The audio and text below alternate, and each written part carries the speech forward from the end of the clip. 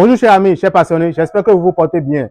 Bienvenue ici encore une fois à Joy Farm, bienvenue sur notre chaîne. Sur notre chaîne, nous parlons d'investissement, d'agriculture, de production animale. Comme vous le savez, Joy Farm est spécialisée dans l'agriculture. Nous faisons la production des œufs de table, la production des cailles, œufs de cailles. Nous sommes spécialisés aussi dans la production des zoolacos, communément appelés agoutis. Nous faisons aussi la production des porcs, la porciculture et bien évidemment aussi notre élevage chéri, l'élevage des lapins. Nous sommes, comme vous le voyez, dans notre bâtiment de lapins. D'accord? Dans la vidéo passée, je vous avais promis de vous donner quelques codes, quelques astuces qui vous permettront en fait d'accroître la chaleur au niveau de vos lapines.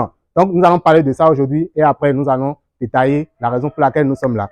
La première chose que vous devez faire, il faut que votre lapine soit en bonne santé. C'est important. Si elle n'est pas en bonne santé, vous n'aurez pas de chaleur. Donc, c'est la première chose. La seconde chose, c'est qu'il faut mettre la lapine dans de très bonnes conditions. Les conditions d'élevage ont un impact important sur la rentabilité et surtout sur la chaleur de vos lapines. Donc, c'est très important. Vous devez aussi avoir des lapines qui ont le poids qu'il faut avant d'aller en reproduction. Si vous mettez des lapines qui n'ont pas le poids qu'il faut parce qu'ils sont âgés en reproduction, vous n'aurez pas le résultat correct. D'abord, si vos lapines ont un âge donné, n'ont pas le poids qui va avec, c'est qu'il y a un problème dans votre élevage. Vous comprenez? Donc, à part ça aussi maintenant, nous allons aussi l'environnement. Si vous avez beaucoup de chaleur dans votre bâtiment, si le bâtiment n'est pas construit sous le type que nous avons expliqué dans nos vidéos passées, d'accord, vous avez une forte concentration de chaleur dans votre bâtiment et forcément, dans ce cas, vous n'aurez pas suffisamment de chaleur. Même les traitements que vous allez faire ne donneront pas assez de chaleur.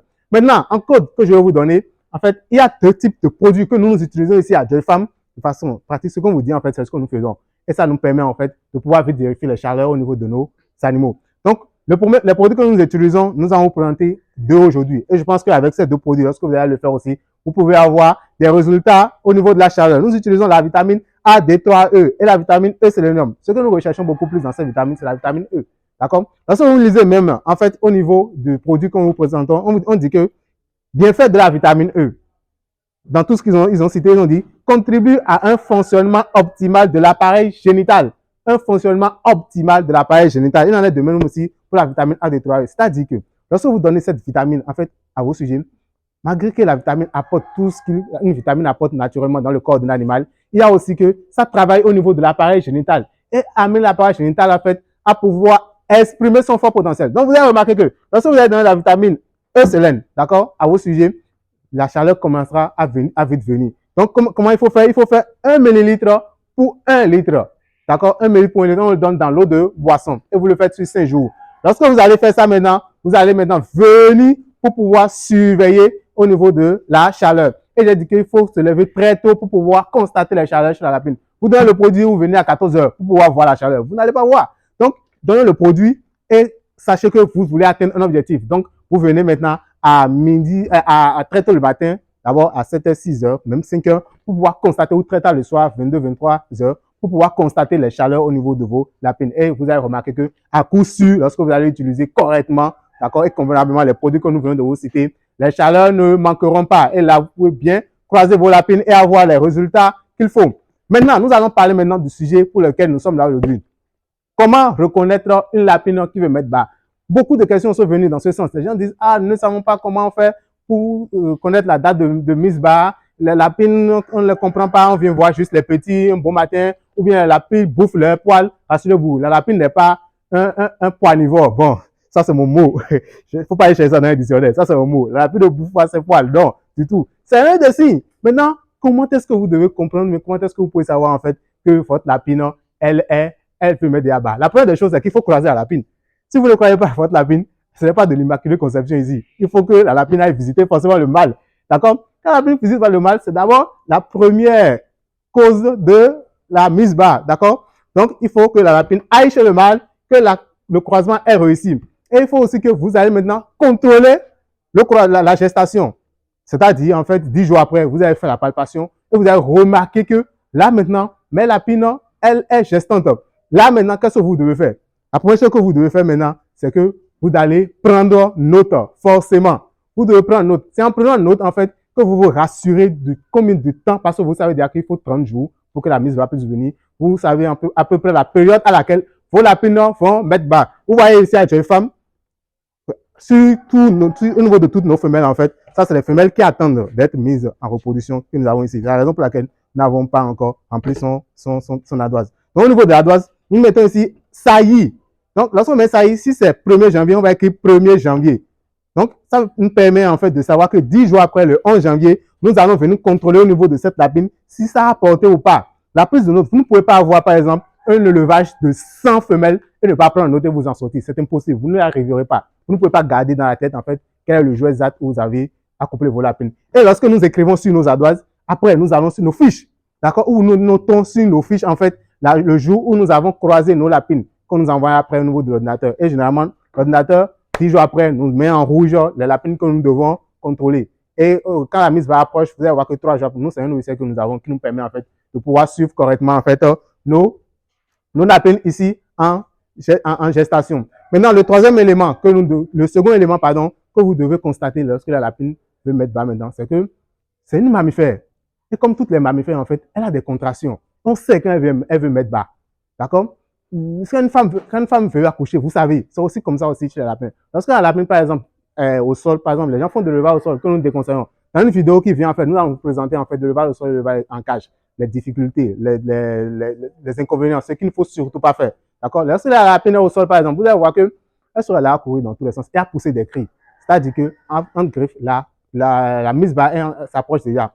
Maintenant, ce qui nous intéresse ici, c'est la lapine qui sont en élevage en cage.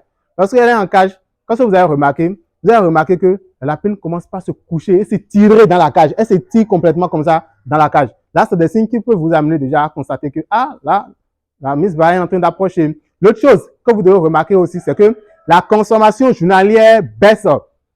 Si vous savez habituellement 300 grammes d'aliments par jour, elle finit tous les 300 grammes d'aliments par jour, et vous venez servir. Et vous remarquez qu'à la fin de la journée, ou bien le lendemain, il y a encore 200 grammes, elle a pris à peine 100 grammes. Elle n'est pas malade. Non, elle n'est pas malade. C'est parce que tout simplement, la mise bas s'approche. Généralement, ça a lieu une semaine avant la mise bas. Il y a la baisse de la consommation. Donc aussi, c'est des signes qui peuvent attirer votre attention, qui vont vous permettre de savoir que, attention, là, ma lapine, elle est en train d'approcher vers la date de mise bas. L'autre chose aussi, c'est que si par exemple, dans votre bâtiment ou bien dans votre cage, et il y a des foins, des feux, vous allez voir qu'elle commence par vouloir faire son nid. Elle va chercher les foins et créer un espace en fait où elle pourra mettre elle pourra mettre en fait là où elle pourra donner naissance au lapéro. Donc en fait c'est déjà la psychologie de lapin, la préparation du nid pardon, qui est en train de se faire ainsi. Donc voilà à peu près les signes qui permettent de pouvoir savoir que la lapine peut mettre bas. Et le signe dernier, c'est qu'elle arrache ses poils, comme nous l'avons expliqué. La lapine, comme nous allons donner un exemple ici, de lapine qui...